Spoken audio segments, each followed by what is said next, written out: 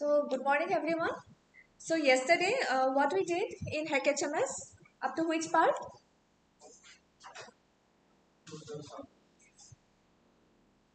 Creation of the sub-basin. That means we did the delineation of the watershed.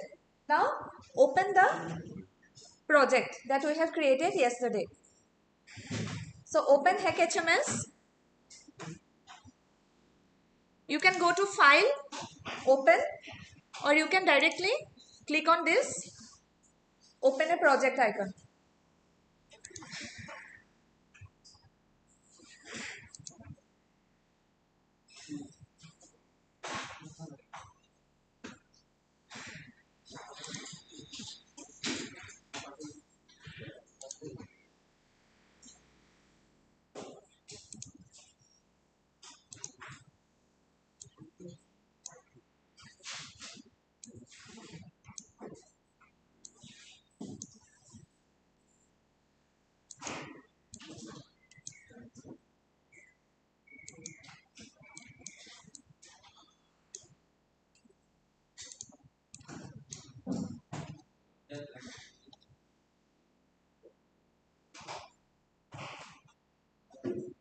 So, we have created 5 subbasins, 2 reaches with 2 junctions. Now, I showed you yesterday going to parameters, then check the subbasin area. So these are the subbasin areas for each subbasin. Then go to parameters, characteristics, and click on subbasin. So these are the different subbasin characteristics, like longest flow path, then longest flow path slope, then centroidal flow path. So what all these characteristics, individual characteristics mean? So what do you mean by longest flow path?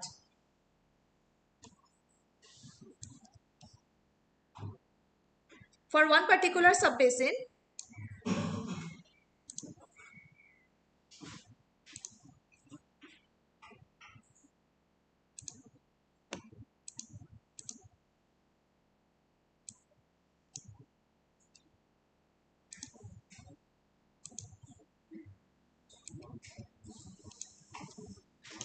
so longest flow path means the flow path means the source to outlet.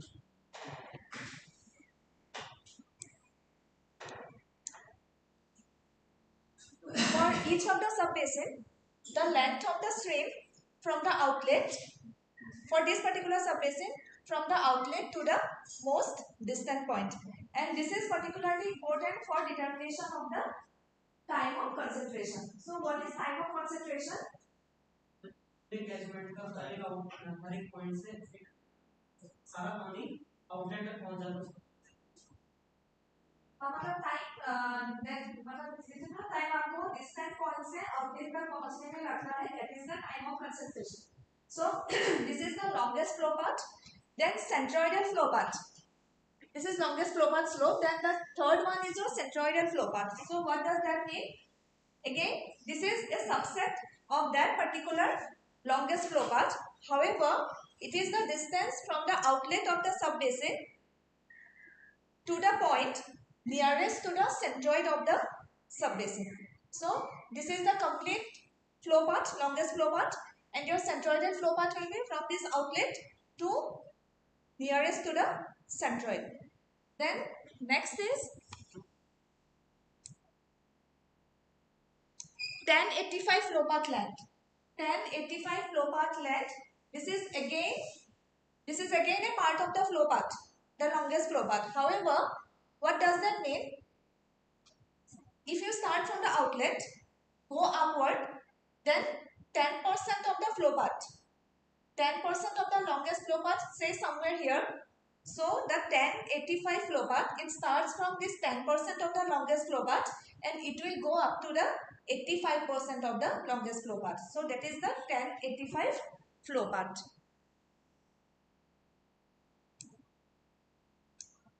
Next is your basin slope, that is the average slope of the basin, that is rise per run.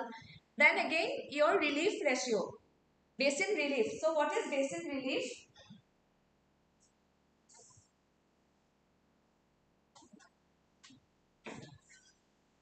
it is a sub-basin, then at the edge of the basin, this is the highest elevation. So highest elevation, difference between the highest elevation and the lowest elevation is your relief. And your relief ratio is that whatever relief we have got divided by the longest flow path is your relief ratio.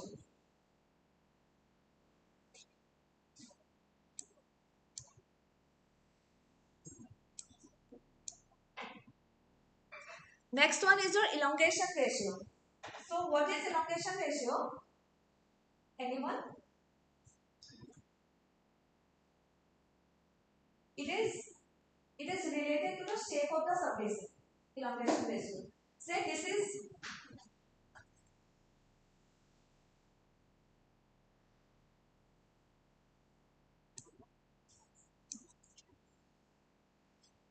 if this is our subbasin, okay, then we will consider one circle covering the total area of that particular subbasin. We imagine it as a circle. Then diameter of that circle divided by the length of that subbasin will be your elongation ratio. So this is the concept. I will consider it as a circle. Diameter of that circle divided by the longest, not flow path, but the distance of the subbasin. So this is the elongation ratio. And elongation ratio varies within the range from 0.2 to 1. If it is 1, then it is a complete circular subbasin. If 0.2, then between 0.2 and 1, it is something elongated.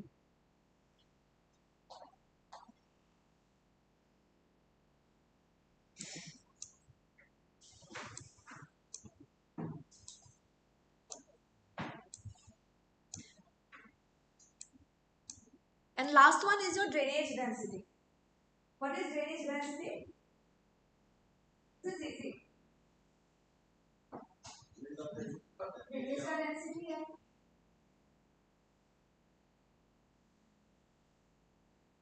Actually, it determines the efficiency of the streams to drain the water from that particular subbasin. So, whatever streams you have in that particular subbasin, how many streams you have, total length of those streams divided by the area of that particular subbasin is your drainage density. So these are the subbasin parameters. We will have to use them while calculating some parameters. So then parameters, characteristics, if I go to reach, then again for each reach the length is given, relief is again the elevation difference for that particular reach, and sinuosity. Again I will ask what is sinuosity?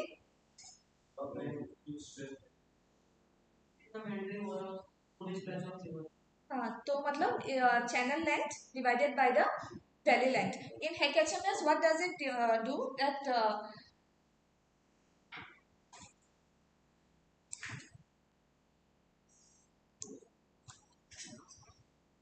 if this is the channel, okay, this is the channel length, and then it will consider a straight line along the channel.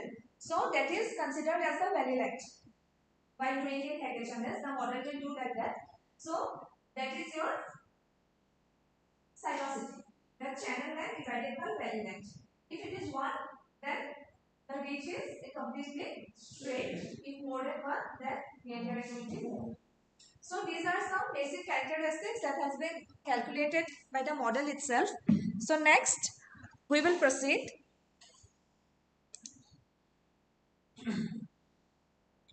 Now we have created the basin model. Subbasins has been created, reaches has been created. Now there are some methods for each of the hydrological processes involved in the HEC HMS. So if I go to parameters again, I can see this canopy, surface, loss, transform, all these methods. Okay, here canopy, surface, loss, transform, base flow, snow melt. So these are some subbasin parameters. However, routing means you have to route the flow. So this is your reach parameter. So now first we will give some, we will designate some methods for subbasins. So I will just click on this basin and then go to parameters. I will skip canopy and surface method because we don't have any data for this. Then I will go to loss. So loss method, here by default it is initial and constant. So now I will change it. I will change it to the method of SCS curve number. So I will go to change method, say yes, and now change the method to SCS curve number and then change, right? Then go to parameters, then go to transform method. Here by default it is Clark unit hydrograph. However, we will go with SCS unit hydrograph. Then again change method, and I will choose SCS unit hydrograph and change.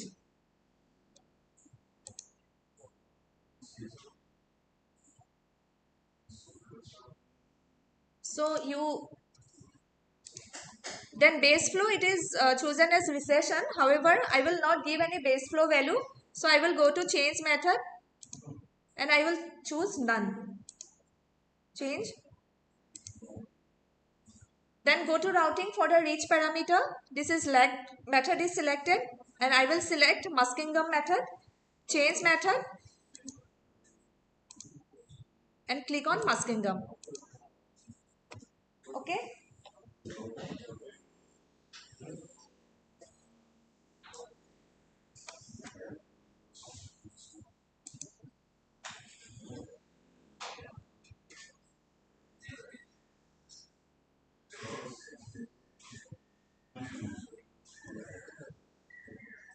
Choose the loss method and SS log number. Transform method as SS unit hydrograph.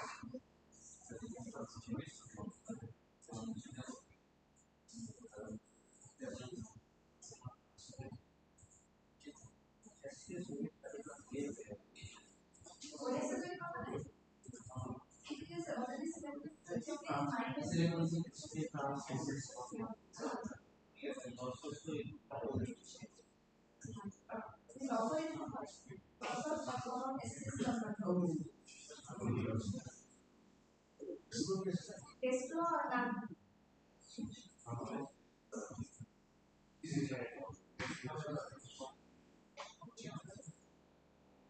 So there are different methods depending upon your objective, depending how much data you have. But you have to understand. So whatever I select, this is on my base.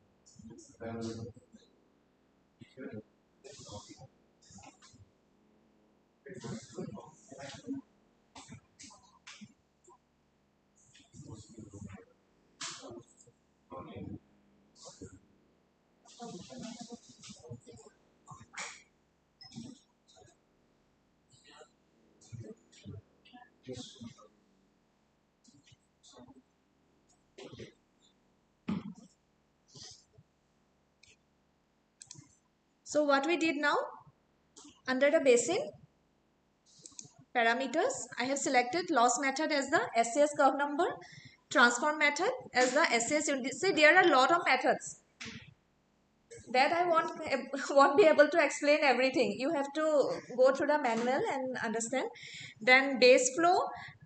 Till now, I am not giving any base flow method here. I am not considering the base flow. Then snow melt also, because this is not a this glaciated basin, so I am not considering the snow melt. And then routing, Muskingum. Okay. So once you have selected all these methods, now say if I click on one sub basin here, now see the component editor here below. So in the component editor, what we can see, it has been now populated. Loss method, SAS curve number, transform method, this, base flow, none. Earlier it was empty, no method was selected, or whatever was already selected by default. Now we have changed it, and now for each subbasin it has been selected. You see, for each subbasin also you can select it by yourself, because I have selected the basin and then going to parameters I selected it for each basin. However, for individual subbasin also you can select different methods, because if I'm clicking subbasin 1, then like here you can change it. So done. Now what we have to do, we have to assign the parameters for each of these methods. So how to assign those parameters? First, I will assign the curve number values. So curve number, what I explained yesterday, what is curve number? At least you should. And the curve number, it depends upon what properties of the watershed. Run of तो इससे होगा कि curve number ज्यादा होने से run of ज्यादा हो गया, लेकिन फिजिकल कौन से प्रॉपर्टीज के ऊपर कर्व नंबर डिपेंड करते हैं? Soil type and land use. Yes, the land use, land cover and soil type. Okay. So I will show you one GIS map like that, how it is determined. But for this exercise, I'm not going to show how to determine the curve number. But in practice, you have to have the land use, land cover map of your particular area and also the soil map. You have to determine the curve number by merging all those maps. So now select on basin, then parameters, loss method, SAS curve number. So now you see curve number is not populated, no values. Initial abstraction, no values. So in the data file, yesterday's, I have given you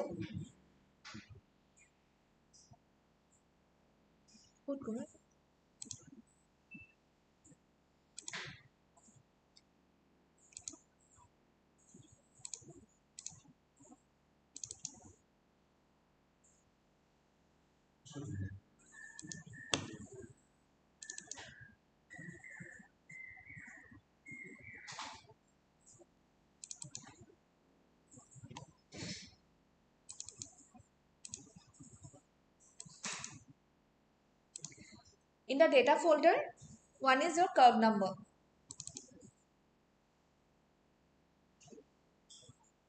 So these are the curve number values.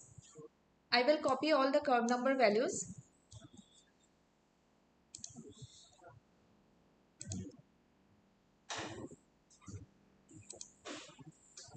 I will paste here.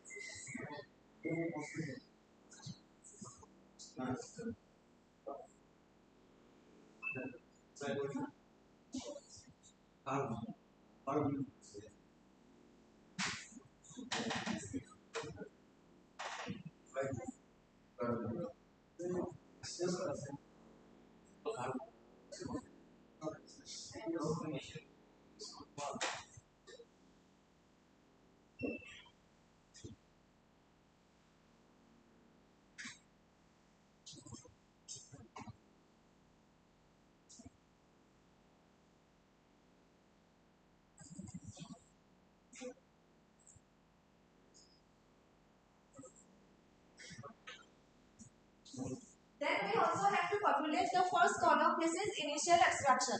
Now what is initial extraction?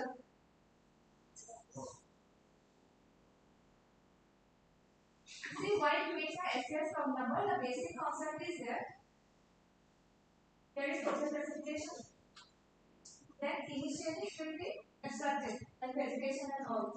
So this is the initial extraction.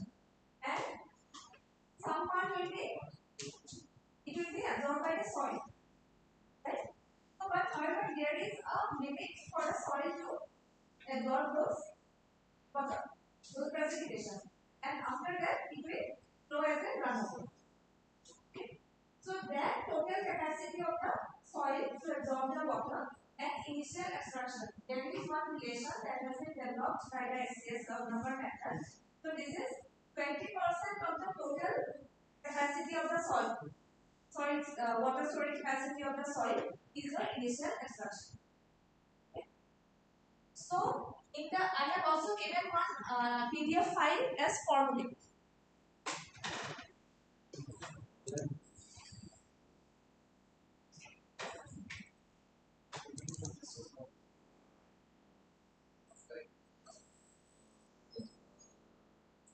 Okay.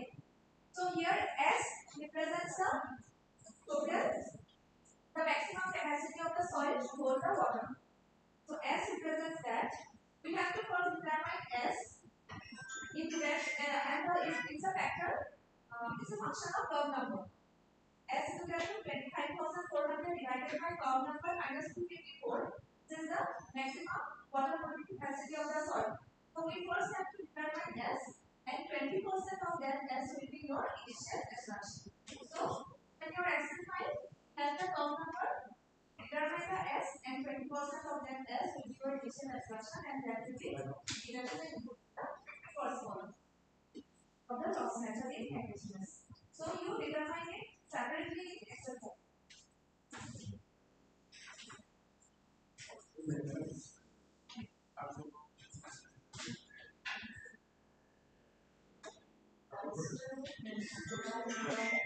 Can we get our initial extraction?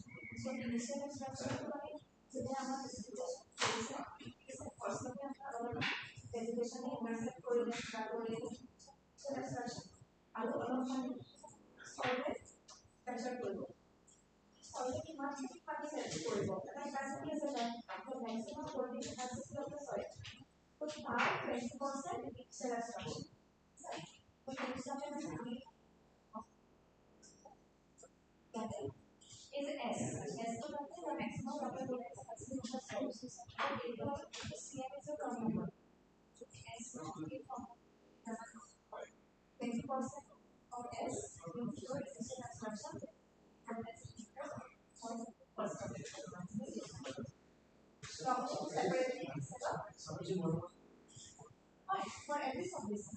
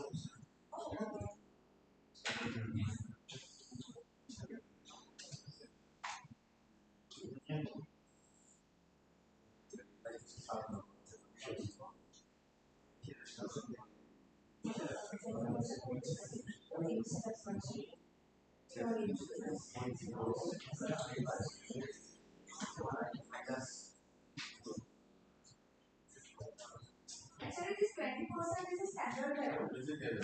I think for Indian theory, it will vary up to 40.4 like that, but standard one identification for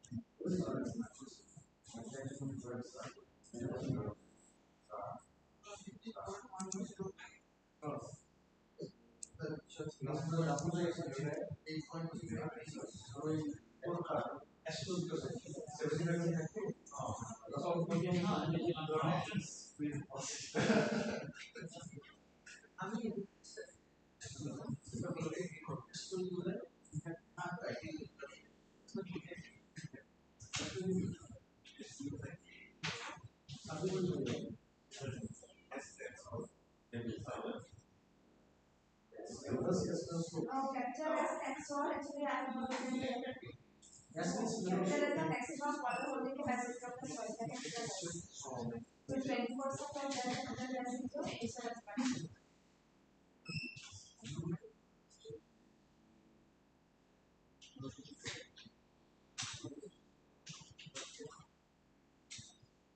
Done. So I think you have got these values for initial extraction for each subbasin. These are the values.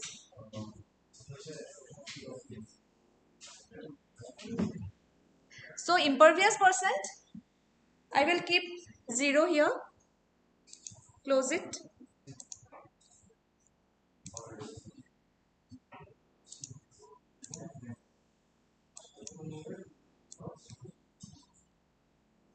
So you see now when I click on subbasin and go to the loss tab in the component editor, it's not just a minute.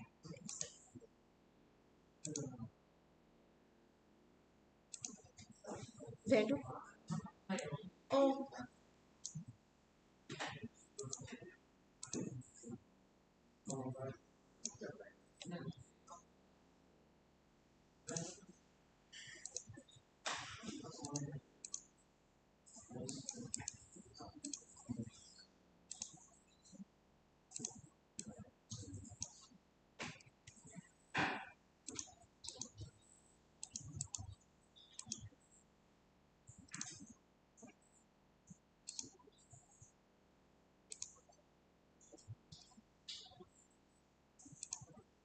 so now if I click one subbasin, then go to the loss method, I can see that the curve number values and the initial abstraction values is now populated. So we have assigned the parameter values for the first method, SCS curve number. Everyone done? Then again click on basin 1 and our next is your transform method. So transform method, what we have selected is your SCS unit hydrograph. When you click on SCS unit hydrograph, what is it? What is asking for? Your lag time. Lag time in minutes. Okay. Then again, if you open the formula page,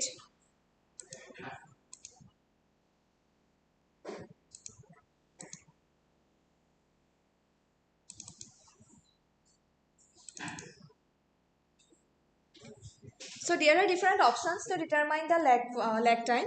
However, we will be using the first one based on the curve number value. So we can see this is the formula. Here Cn is your curve number. S naught is your, I think it is the average catchment slope. Average catchment slope is your S naught. Then L is your longest flow path length and all these things. So where we can get this, you go to there, then parameter characteristics, subbasin characteristics. Here we can see the longest flow path is there, then average slope, basin slope is this one. So you copy these values from here and paste it in Excel and use that formula and determine the lag time.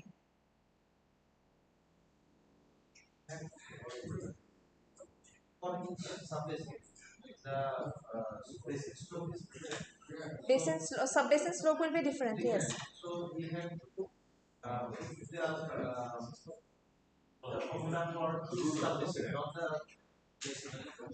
Yes, yes, this is when you open the characteristics file, then for each subbasin the values are there. So you just for longest flow path, I say I will copy all these values, paste it there and use the formula, the first formula.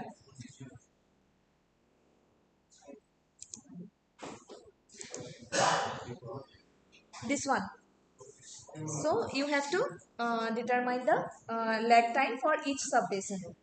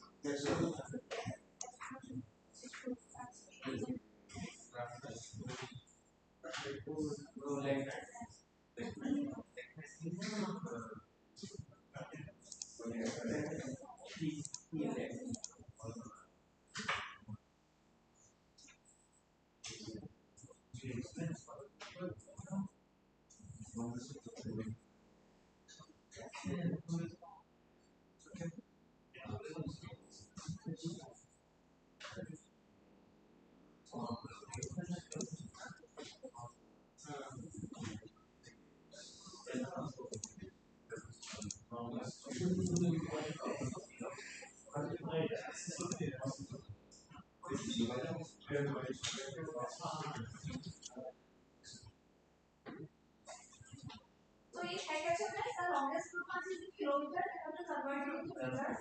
Then slope is in not in percentage. In the absolute value, you convert the slope into percentage.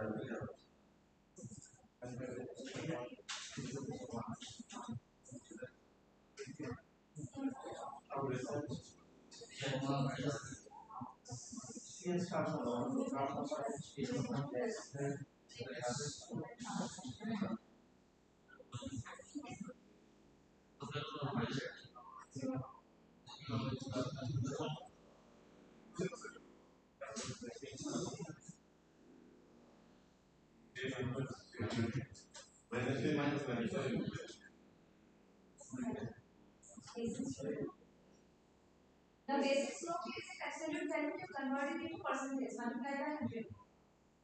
First, you convert the slope into percentage.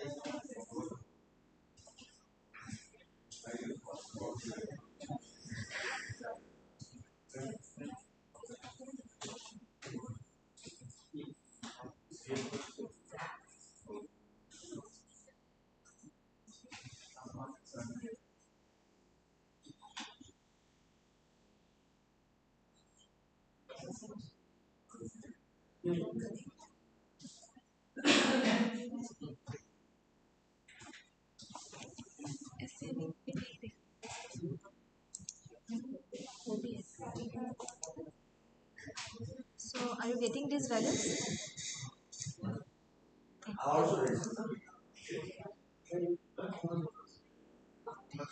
So after calculation, the lag time values should be this.